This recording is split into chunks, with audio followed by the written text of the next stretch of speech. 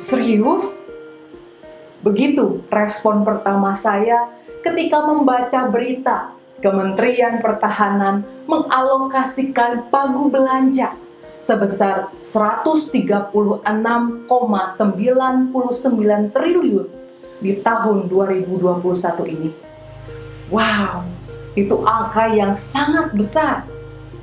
Oleh karena itu, rasanya wajar jika banyak orang memberikan perhatian pada tindakan pemerintah ini. Saat ini, media massa memberitakan pemerintah dan DPR RI tengah membahas master plan modernisasi alutsista TNI dengan budget 1.760 triliun rupiah.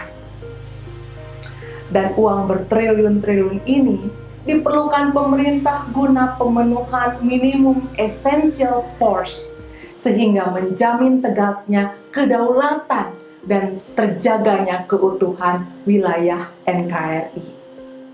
Saudara, dalam Sapa Gembala saat ini, saya tidak bermaksud memberikan opini pribadi tentang rencana belanja pemerintah ini. Karena saat ini, saya hendak mengajak kita semua untuk berefleksi.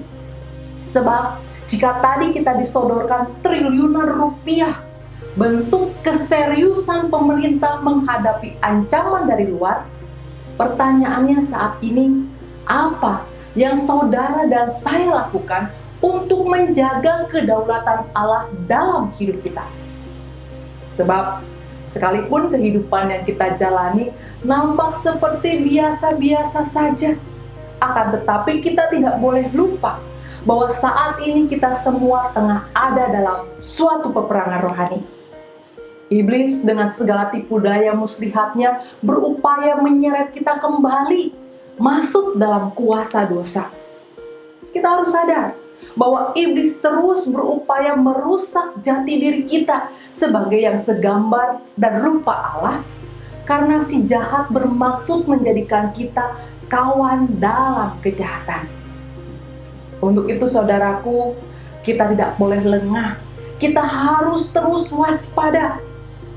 Firman Tuhan dalam surat Efesus pasal yang ke-6 memerintahkan kita semua untuk selalu mengenakan perlengkapan senjata Allah supaya dapat bertahan melawan tipu muslihat si iblis.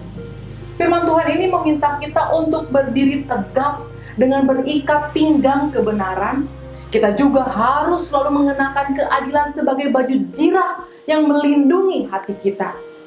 Kita harus terus memakai kasut kerelaan hingga sekalipun menjumpai kerikil kehidupan, kita mampu terus bergerak maju untuk memberitakan Injil damai sejahtera.